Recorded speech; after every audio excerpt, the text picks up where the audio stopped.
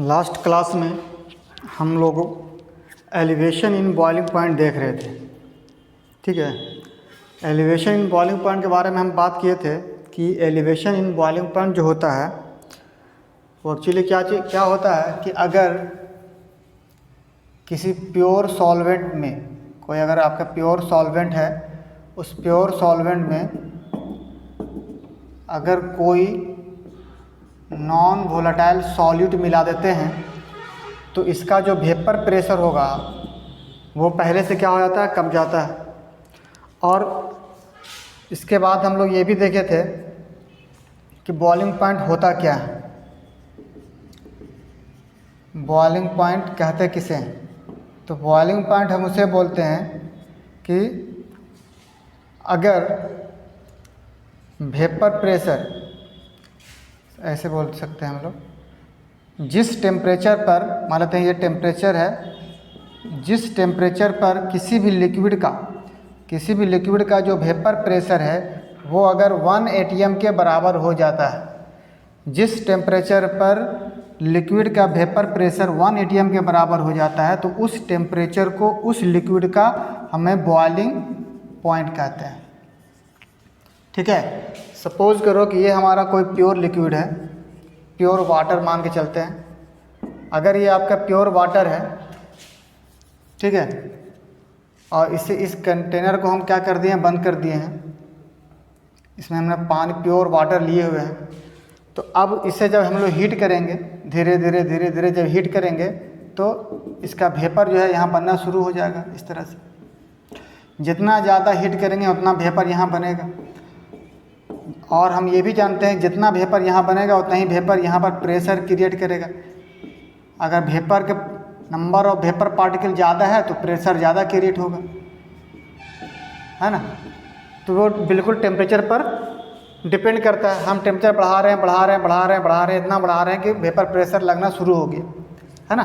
अब जिस टेम्परेचर पर इसके द्वारा लगने वाला जो वेपर प्रेशर है, ये जो वेपर प्रेशर है, ये वेपर प्रेशर अगर 1 atm के बराबर हो गया, वाटर के वेपर द्वारा लगने वाला जो प्रेशर है वो अगर 1 atm के बराबर हो गया तो जिस टेम्परेचर पर, जितना हम इसे हीट दे रहे थे, जिस टेम्परेचर पर 1 atm हुआ वही टेम्परेचर क्या कहलाएगा, इस लिक्विड का, इस वाटर का बॉइलिंग पॉइंट कहलाएगा। और हम जानते हैं कि वाटर का जो बॉइलिंग पॉइंट होता है वो 100 डिग्री सेल्सियस होता है। मतलब ये हो गया कि 100 डिग्री सेल्सियस पर प्योर वाटर का जो वेपर प्रेशर होगा वो कितना होगा, 1 atm होगा। ठीक है, तो ये सब बातें हम लोग सीख चुके हैं। इसी पर हम लोग चर्चा कर रहे थे आगे। अब देखिए थोड़ा यहाँ पिछले क्लास में हम लोगों ने क्या देखा था कि एलिवेशन इन बॉइलिंग पॉइंट। अब हम जान रहे हैं कि ये आपका प्योर लिक्विड है, वाटर मान के चलते हैं, प्योर वाटर है। और हम अभी जान रहे हैं कि 100 डिग्री सेल्सियस जैसे ही पहुँचेगा प्रेशर कितना हो जाएगा, 1 atm हो जाएगा। ठीक है, ये प्योर वाटर है आपका। अब हम इस प्योर वाटर में हम क्या कर रहे हैं, कोई नॉन वोलेटाइल सॉल्यूट मिला दे रहे हैं। अब जब नॉन वोलेटाइल सॉल्यूट मिला देते हैं, टेम्परेचर हमारा कितना है, 100 डिग्री सेल्सियस है, टेम्परेचर तो कमेगा नहीं। इस 100 डिग्री सेल्सियस पर प्रेशर कितना है, 1 atm है। अब हम जानते हैं कि अगर हम किसी भी प्योर सॉल्वेंट में या प्योर लिक्विड में अगर हम नॉन वोलेटाइल सॉल्यूट मिला देते हैं तो उस लिक्विड का जो वेपर प्रेशर है वो वेपर प्रेशर पहले से कम जाता है। मान लेते हैं कि ये वेपर प्रेशर जो 1 atm था, जैसे ही हम इसमें NVS मिला दिए तो ये 1 atm ना रह करके मान लेते हैं कि ये 0.8 atm हो जाए, 0.2 घट गया।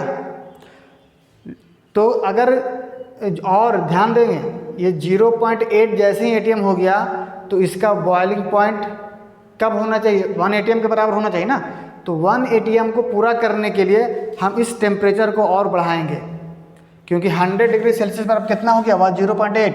अब हम क्या कर देते हैं कि इसको बढ़ा करके 101 डिग्री सेल्सियस करते हैं, तो मान लेते हैं कि यहाँ पे 0.9 हो जाता है। इसे और थोड़ा बढ़ाते हैं, 0.3 डिग्री सेल्सियस करते हैं, तो हो सकता है कि ये 1 atm के बराबर हो जाए।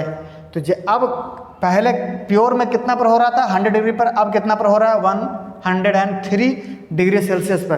तो ये कितना का राइज हो गया, तो चेंज इन टेम्परेचर जो हुआ जिसे हम लोग डेल्टा टीबी कहते हैं, ये कितना हो गया आपका 3 डिग्री सेल्सियस। तो यही क्या कहलाएगा, एलिवेशन इन बॉइलिंग पॉइंट कहलाएगा।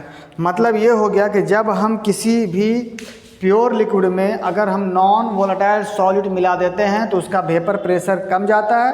वेपर प्रेशर को 1 atm मेंटेन करने के लिए, 1 atm मेंटेन करने के लिए हमें टेम्परेचर को बढ़ाना पड़ता है।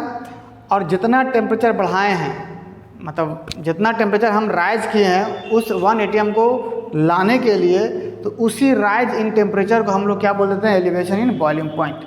ठीक है, तो इतना हम लोग ऑलरेडी पढ़ चुके थे। ठीक है, तो ये भी समझ में आया कि एलिवेशन इन बॉइलिंग पॉइंट क्या होता है। अब ज़रा ग्राफ से भी हम थोड़ा समझ लेते हैं। देखिए, हम यहाँ पर ग्राफ बनाए थे, ये था आपका वेपर प्रेशर और ये था आपका टेम्परेचर। ये टेम्परेचर का ग्राफ था और ये आपका वेपर प्रेशर का ग्राफ था। ठीक है, अभी और ये हम बनाए थे आपका, ये है ग्राफ ऑफ प्योर लिक्विड का। ठीक है, अब मान लेते हैं कि यहाँ पर इस पॉइंट पर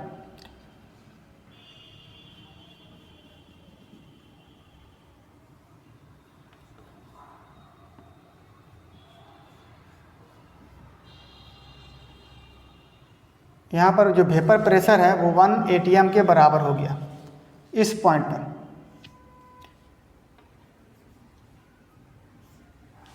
ठीक है, तो ये जो टेम्परेचर होगा, इसके जस्ट नीचे वाला जो पॉइंट होगा हमारा वो टेम्परेचर का होगा। ये टेम्परेचर हो गया, इसे हम लोग क्या बोले थे, TB नॉट। मतलब जिस जगह पर ग्राफ के जिस पॉइंट पर 1 atm प्रेशर हो रहा है और उसी टेम्परेचर, जिस टेम्परेचर पर ये 1 atm हो रहा है उस टेम्परेचर को तो हम बॉइलिंग पॉइंट बोलते हैं। तो ये यहाँ पर जो TB नॉट है, TB नॉट जो है आपका, यह है बॉइलिंग पॉइंट,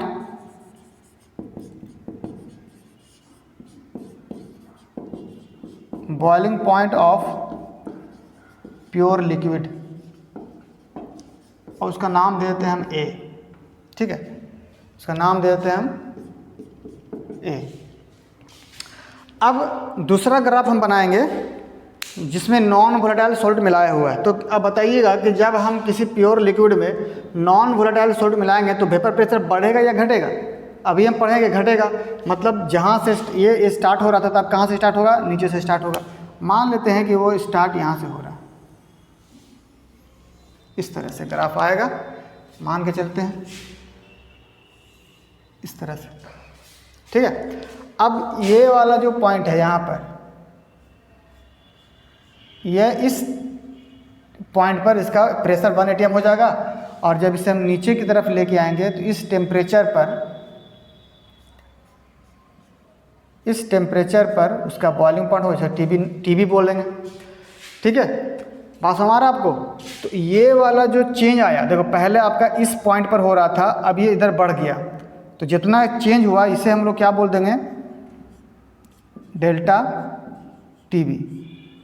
ठीक है, अब पहले यहाँ पे लिख देते हैं TB बराबर क्या होगा भाई, तो बॉइलिंग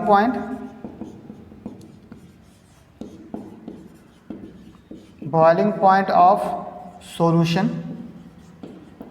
सॉल्यूशन कहने का मतलब है कि भाई आपका प्योर लिक्विड A भी होगा और B होगा। B क्या है आपका, B आपका यहाँ पर सॉल्यूट है। B क्या है आपका, सॉल्यूट। यहाँ पे लिख सकते हैं ग्राफ ऑफ सॉल्यूशन। सॉल्यूशन में A प्लस B कर देते हैं, इससे क्या समझ में आएगा, A आपका सॉल्वेंट हो गया लिक्विड A, और इसमें B जो है हमने क्या मिला दिया था, NBS। ठीक है, अब यहाँ पर थोड़ा हम यहाँ पे एक टर्म देंगे डेल्टा TB, जिसे हम लोग बोल सकते हैं TB माइनस TB नॉट, और इसे हम लोग क्या बोल देंगे, एलिवेशन इन बॉइलिंग पॉइंट, थोड़ा समझिएगा। देखिए हम प्योर वाटर का ही बात करते हैं, ठीक है। प्योर वाटर का जब बॉइलिंग पॉइंट था, ये मान लेते हैं कि 100 डिग्री सेल्सियस था। जब उसमें हम ग्लूकोज मिला दिए, शुगर मिला दिए, या फिर हम उसमें साल्ट मिला दिए, तो उसका वेपर प्रेशर कम जाएगा। तो वेपर प्रेशर को 1 atm लाने के लिए, इस पॉइंट पर इस लाइन के अलॉन्ग लाने के लिए टेम्परेचर को बढ़ाएंगे। तो टेम्परेचर हम यहाँ से बढ़ाना शुरू किए, बढ़ाते बढ़ाते बढ़ाते जैसे ही हम 105 डिग्री सेल्सियस कर दिए, ठीक है, मान लेते हैं ये 105 डिग्री सेल्सियस है, तो उसका जो प्रेशर था वो 1 atm के बराबर हो गया। तो कितना का चेंज आया, तो 105 माइनस 100 करेंगे, जो चेंज आएगा वो हमारा क्या हो जाएगा, elevation in boiling point. Delta T B equal to T B minus T B naught हो जाएगा। क्लियर है? तो इसे हम लोग बोलते हैं एलिवेशन इन बॉइलिंग पॉइंट, ठीक है। सर यहाँ तक हम लोग कर चुके थे। अब यहाँ से जो है आगे के बाद ज़रा ध्यान दीजिएगा, इस पॉइंट को अगर हम देखते हैं तो इस पॉइंट को हम बोल सकते हैं डेल्टा पी, यहाँ से लेके यहाँ तक, ठीक है। मतलब ये है कि जब किसी, आखिर देखो ध्यान देना कि आखिर एलिवेशन हो क्यों रहा है, एलिवेशन इन बॉइलिंग पॉइंट हो क्यों रहा है, तो वो एलिवेशन इन बॉइलिंग पॉइंट हो रहा है due to the difference in vapour pressure. क्योंकि जब लिक्विड था, प्योर लिक्विड था, तो उस समय वेपर प्रेशर मान लेते हैं कि आपका 1 atm था, और जैसे ही आपने उसमें नॉन वोलेटाइल सॉल्यूट मिला दिया, उसका वेपर प्रेशर कम गया, ठीक है। अब उस वेपर प्रेशर को वहाँ तक पहुँचाने के लिए, वहाँ तक ले जाने के लिए, मतलब 1 atm करने के लिए जो टेम्परेचर हम दे रहे हैं, उसी टेम्परेचर को तो हम एलिवेशन इन बॉइलिंग पॉइंट बोल रहे हैं ना, जितना टेम्परेचर हम बढ़ा रहे हैं। तो मतलब ये हो गया कि हम यहाँ पर लिख सकते हैं delta T B is directly proportional to delta P. जितना ज़्यादा प्रेशर में डिफरेंस होगा, सपोज करो कि प्योर आपका था, प्योर लिक्विड, उसका वेपर प्रेशर 1 atm था, ठीक है। अब जब सॉल्यूशन बना, सॉल्यूशन मतलब जब उसमें हमने A के साथ B मिला दिए, तो वेपर प्रेशर तो कमेगा ना भाई। वेपर प्रेशर कम के हो गया 0.8, ठीक है। अब कितना का डिफरेंस आ गया यहाँ पर, डेल्टा पी का डिफरेंस कितना आ गया, 0.2 का डिफरेंस आया। अब कह रहे हैं कि जितना ज़्यादा इसका डिफरेंस होगा, देखो यहाँ पर 0.2 मान लेते हैं, अगर यहाँ 0.7 होता तो यहाँ 0.3 होता। तो अब ध्यान दीजिएगा कि 0.7 और 0.8 को अगर हमें 1 atm के रेंज में लाना है, ठीक है, तो ज़्यादा टेम्परेचर देना पड़ेगा 0.7 के केस में, क्योंकि 0.8 रहेगा तो यहाँ पर 0.2 का ही डिफरेंस हो रहा है, 0.7 में 0.3 का हो रहा है। तो टेम्परेचर ज़्यादा के, मतलब 1 atm लाने के लिए टेम्परेचर ज़्यादा किस में देना पड़ेगा, जितना ज़्यादा का डिफरेंस होगा। मतलब ये होगा कि जितना ज़्यादा वेपर में डिफरेंस होगा, वेपर प्रेशर में, उतना ही ज़्यादा उसका एलिवेशन इन बॉइलिंग पॉइंट का वैल्यू आएगा। मतलब साफ साफ है कि डेल्टा टी बी जो है डायरेक्टली प्रोपोर्शनल होगा किसके, चेंज इन वेपर प्रेशर के। अब ज़रा याद कर रहे हैं आप एक बात कि चेंज इन वेपर प्रेशर को देखिए यहाँ पर लिख देते हैं, डेल्टा पी को हम लिख सकते हैं लोवरिंग LVP। हम लोग पढ़े थे पिछले ही क्लास में, हम लोगों ने देखा था कि रिलेटिव लोवरिंग वेपर प्रेशर और डेल्टा पी मतलब चेंज इन वेपर प्रेशर को हम लोग क्या बोलते थे, लोवरिंग इन वेपर प्रेशर। और अब जरा ध्यान देंगे, delta T B is directly proportional to PA0 into XB होता है, PA0 इंटू XB होता है, ठीक है, PA0 इंटू XB होता है। जहाँ पर XB क्या है भाई, वो आप लिख सकते हैं, यहाँ पर XB जो होता है वो होता है मोल फ्रैक्शन ऑफ सॉल्यूट, मतलब कौन सा सॉल्यूट, NVS, ठीक है। चलिए अब हम लोग यहाँ पर क्या करेंगे कि इस प्रोपोर्शनल वाला साइन को हटा देंगे, ठीक है। जब प्रोपोर्शनल का साइन हटा देंगे तो delta T B is equal to, यहाँ पर के लगा दीजिए और PA0 into XB, PA0 into XB। ये वाला टर्म कांस्टेंट है, ये वाला टर्म कांस्टेंट है, ठीक है। तो कांस्टेंट वाला टर्म को इधर कर देते हैं, delta T B is equal to K P A not into mole fraction of B, ठीक है। अब ये जो कांस्टेंट टर्म है उसको कांस्टेंट रहने देते हैं। अब इसे हम लोग चेंज करेंगे क्योंकि हमें प्रूफ करना है कि डेल्टा टी बी जो होगा वो मोलालिटी के डायरेक्टली प्रोपोर्शनल है। डेल्टा टी बी अगर मोलालिटी के डायरेक्टली प्रोपोर्शनल अगर हो गया तो हम ये प्रूफ कर देंगे कि ये जो है एक तरह का कोलिगेटिव प्रॉपर्टी है, ठीक है। अब जरा आगे आते हैं। Delta T B is equal to K P A naught. अब मोल फ्रैक्शन ऑफ बी को लिख सकते हैं mole of B by mole of A plus mole of B. याद रहे बी हमेशा नॉन वोलेटाइल सॉलिड के लिए ले रहे हैं और ए हम ले रहे हैं सॉल्वेंट के लिए, ठीक है। चलिए अब यहाँ पर एक बात और, फॉर वेरी डाइल्यूट सॉल्यूशन, अगर सॉल्यूशन बहुत ही डाइल्यूट है तो बताइए कि N A plus N B. देखिए फॉर वेरी डाइल्यूट सॉल्यूशन की अगर बात करते हैं तो यहाँ पर देखो mole of solvent by mole of solvent और मोल ऑफ सॉल्यूट में थोड़ा रिलेशन है कि for very dilute solution mole of A is much more greater than mole of B, ठीक है। मतलब ये बात हम पिछले क्लास में भी किया था कि ए का जो मोल होगा वो बी के मोल से बहुत ज़्यादा होगा, ठीक है। तो इसी हिसाब से हम यहाँ पर देख सकते हैं कि N A plus N B is just equal to the mole of A. क्यों? क्योंकि देखो एन ए के आगे एन बी का कोई वैल्यू नहीं है, कोई वैल्यू नहीं है, बहुत ही नेग्लिजिबल वैल्यू है। तो अब मान लेते हैं कि ये आपका 10 पे पावर 5 है, ये 0.5 है। तो 10 पे पावर 5 और 0.5 में क्या रिलेशन हो सकता है, क्या डिफरेंस हो सकता है कि भाई इसके आगे ये बिल्कुल नेग्लिजिबल है, ठीक है। अगर आपके पास 1 लाख सिक्का है, वहाँ पर 1 रुपये का सिक्का है, तो 1 लाख रुपए में हम अगर मान लेते हैं आपके पास 1 लाख एंड 1 रुपी है, तो आप सिंपली वहाँ पर 1 लाख बोल सकते हैं। 1 लाख 1 रुपी बोलने की कोई ज़रूरत नहीं है क्योंकि भाई 1 लाख के आगे 1 रुपया का कोई वैल्यू नहीं होता है। तो इसीलिए हम यहाँ पर सिंपली बोल सकते हैं कि N A plus N B बराबर एन ए, क्योंकि यहाँ पर एन बी क्या है, बिल्कुल नेग्लिजिबल है, ठीक है। सो अब यहाँ पर ध्यान दें तो अब क्या लिख सकते थे, अब इस पॉइंट को फिर से हम यहाँ स्टार्ट करेंगे, इसे हम इरेज कर रहे हैं, ठीक है। ये ऑलरेडी कॉपी हो चुका है पहले भी, इसे अगर हम डिलीट करते हैं,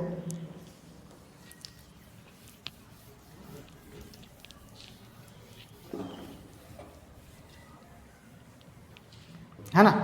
अब देखेंगे यहाँ पर लिख सकते हैं delta T B is equal to K into P A not into mole of B by mole of, देखिए यहाँ पर N A plus N B बराबर एन ए लिख सकते हैं, नीचे यहाँ पे क्या है N A plus N B, तो यहाँ पे क्या लिख सकते हैं, एन ए लिख सकते हैं। तो यहाँ पे क्या हो जाएगा आपका, एन ए हो जाएगा। और मोलालिटी का जो हमारा डेफिनेशन होता है वो होता है मोल of solute by mass of solvent, ठीक है। तो अब देखिए मोल ऑफ सॉल्यूट तो है, मास ऑफ सॉल्वेंट नहीं है, तो हम इसे चेंज करेंगे के पी ए नॉट, यहाँ पर हो जाएगा एन बी।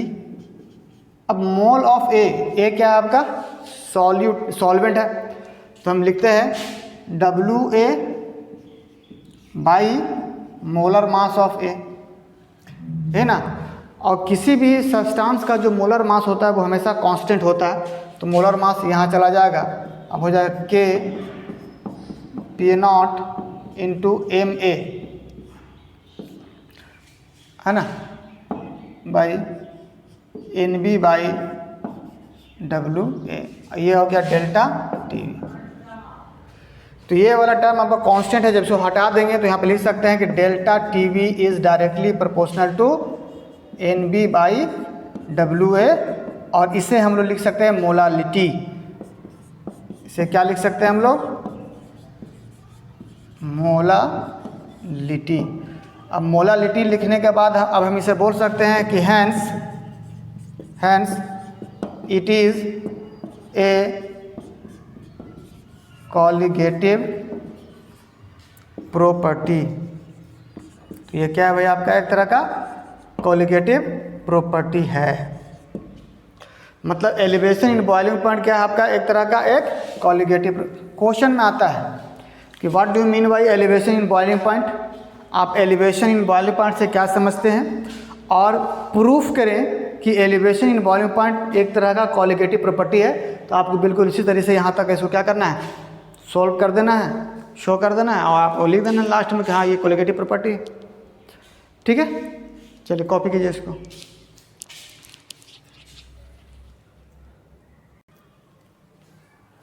ठीक है, अब देखिए कॉलिगेटिव प्रॉपर्टी तो हो गया। अब यहाँ पर लिख सकते हैं कि delta T B is equal to K B into small M, जहाँ पर के बी जो है आपका से बोलते हैं इबुलोस्कोपिक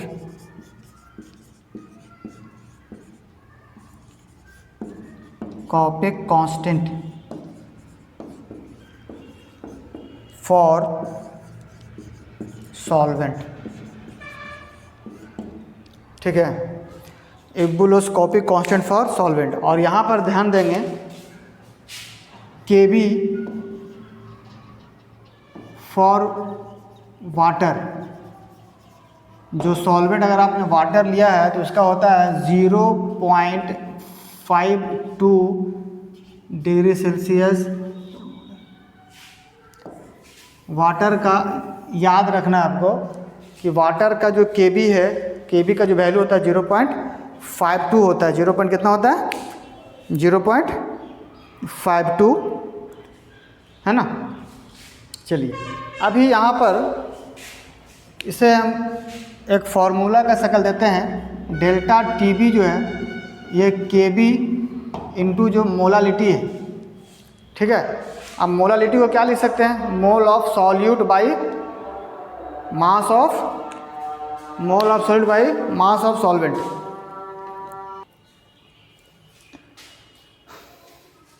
अब ये जो आपका मोलालिटी है ध्यान समझिएगा, इसे तो हम लोग के बी ही लिखते हैं, इबुलोस्कोपिक कांस्टेंट। और जो मोलालिटी होता है, मोलालिटी को क्या बोलते हैं हम लोग, मोल ऑफ सॉल्यूट। मोल को हम लोग एन से रिप्रेजेंट करते हैं, बी को मतलब बी से हम लोग क्या रिप्रेजेंट करते हैं, solute. Mole of solute by mass of solvent in KG, ये ना। और अगर आप चाहते हैं कि केजी में ना रख के ग्राम में रखें तो हम लोग क्या करते हैं, ऊपर में 1000 से मल्टीप्लाई कर देते हैं। अब ये किस में आ गया, ग्राम में आ गया। बट यहाँ पर बी और ए के बारे में थोड़ा बढ़िया समझना है। बी हमेशा सॉल्यूट के लिए इस्तेमाल होगा और ए हमेशा सॉल्वेंट के लिए। ठीक है, अब देखिए यहाँ पर के बी, मोल ऑफ बी को हम लिख सकते हैं weight of B by molar mass of B. ठीक है, और नीचे में क्या लग, वेट ऑफ ए, और यहाँ पर 1000। अब अगर साफ किस में होगा, ग्राम में होगा, डेल्टा टी बी। ठीक है ना। तो इस तरह से क्या हो गया आपका,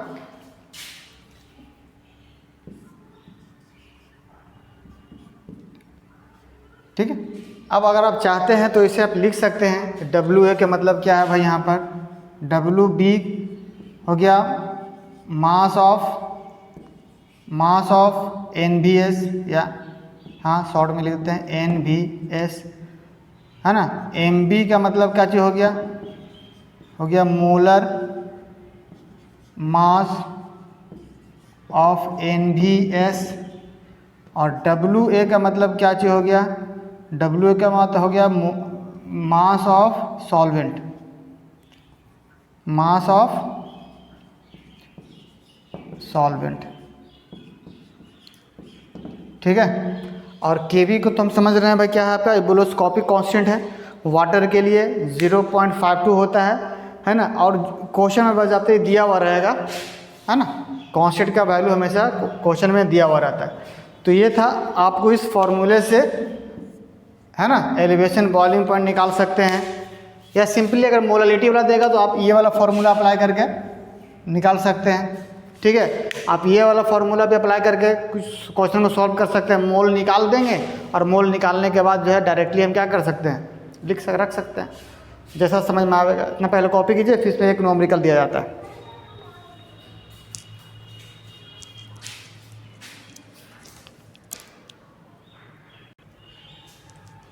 देखिए क्वेश्चन है, boiling point elevation constant. Boiling point elevation constant मतलब ये Kb के बारे में बात हो रहा है ना, जिसे हम लोग इबुलोस्कोपिक कांस्टेंट बोलते थे, उसे हम लोग बॉइलिंग पॉइंट एलिवेशन कांस्टेंट बोल रहे हैं। Of benzene is 2.75 degree Celsius पर कूलम। तो इसे हम लिख देते हैं Kb is equal to 2.57 degree Celsius. एक डेटा हमको मिला। दूसरा डेटा ये कह रहा है कि the boiling point of benzene is 81 degree Celsius. Benzene मतलब प्योर बेंजीन है ना, तो टीबी नॉट मिल गया कितना आपका, 81 डिग्री सेल्सियस। आगे बोल रहा है कि determine the boiling point of solution formed when 5 gram of C14H12 is dissolve in 15 gram of benzene. जो डेटा दिया हुआ है आपको निकालने के लिए बोल रहा है डेल्टा टीबी निकालने के लिए बोल रहा है। ठीक है, तो टीबी निकालने के लिए बोल रहा है, चलो ठीक है। इसके अलावा और क्या दिया हुआ है, मास ऑफ, अच्छा यहाँ पे ये समझ लीजिए कि बेंजीन क्या है, सॉल्वेंट है या सॉल्यूट है। ठीक है, देखिए यहाँ पर ध्यान दीजिएगा, C6H6 ये आपका सॉल्वेंट है, मतलब इसे हम A से लिखेंगे। और C14H12 जो है ये आपका सॉल्यूट है, और सॉल्यूट को हमेशा किससे लिखते हैं हम लोग, B से लिखते हैं। ठीक है, अब देखिए WB दिया हुआ है आपका, कितना दिया हुआ WB, mass determine the boiling point of solution formed by 5 gram of इतना, तो ये WB है 5 ग्राम। WA दिया हुआ 15 ग्राम। ठीक है, और आपको निकालने के लिए बोला जा रहा है कि भाई आप क्या निकालें, आप निकालें टीबी। ठीक है, अब चलें इसको सॉल्व करते हैं। देखिए टीबी निकालने के लिए मतलब ये निकालना है कि बॉइलिंग पॉइंट ऑफ सॉल्यूशन। ठीक है, बॉइलिंग पॉइंट ऑफ सॉल्यूशन अगर आपको निकालना है तो हमें ये देखना पड़ेगा कि आखिर निकलेगा कैसे। तो निकालने के लिए हमारे पास एक डेटा है, delta TB is equal to TB naught minus TB, ये ना, sorry TB minus TB naught, TB minus TB naught. ठीक है, तो अगर हमें डेल्टा टीबी अगर निकल जाता है तो ये हमें पता है, तो ये निकल जाएगा। तो हमारा पहला काम होगा कि डेल्टा टीबी निकाला जाए। अब जरा यहाँ ध्यान देंगे कि डेल्टा टीबी अगर आपको निकालना है, डेल्टा टीबी, तो फॉर्मूला क्या होता है, Kb into formula WB into 1000 by MB into WA, बाकी सब ग्राम में होगा। ये पूरा चीज़ समझ में आ गया। अब ज़रा देखेंगे यहाँ पर Kb का वैल्यू दिया हुआ है 2.57, WB सॉल्यूट का मास दिया हुआ 5 ग्राम, 5 इंटू 1000 बाई WA का वैल्यू दिया हुआ 15 ग्राम। अब हमें निकालना है MB का मोलर मास ऑफ C14H12। तो C14H12 को जब सॉल्व करेंगे तो इसका जो मोलर मास जो निकलेगा वो हो जाएगा 180, निकाल के आप लोग देख लीजिएगा। ठीक है, यहाँ पे कितना आ जाएगा 180। अब आप डेल्टा टीबी को सॉल्व कीजिए। देखिए इसे अगर हम सॉल्व करते हैं, यहाँ से पॉइंट हटा देंगे, आपका 00 आ जाएगा, 5 3 कैंसिल हो जाएगा। अब क्या बच गया, 257 बाई 18 इंटू 3 54, ठीक है। इसे अगर आप सॉल्व कीजिएगा तो डेल्टा टीवी का जो वैल्यू होगा सॉल्व करने के बाद आपका 4.75 आ जाएगा। तो ये आपका वैल्यू आ जाएगा किसका, डेल्टा टीवी का। लेकिन हमें डेल्टा टीवी तो नहीं निकालना, हमें क्या निकालना है, ये।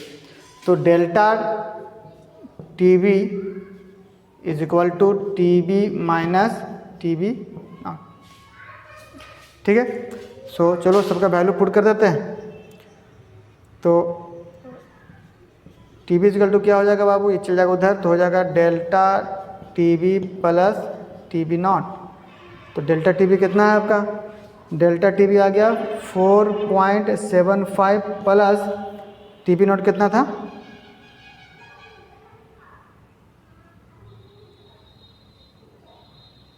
हम्म 81।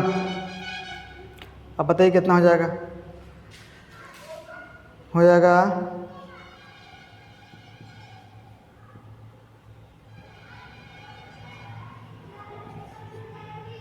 तो आपका वैल्यू हो जाएगा TV is equal two degree Celsius, ठीक है। 85.75 डिग्री सेल्सियस हो जाएगा, ठीक है। तो ये था आपका क्वेश्चन। ऐसे ही कुछ क्वेश्चन आपको और दिया जा रहा है, उसे सॉल्व करना है, ठीक है। ना समझ में आने पर आप सवाल पूछ सकते हैं। आप आज का क्लास यहीं रखते हैं।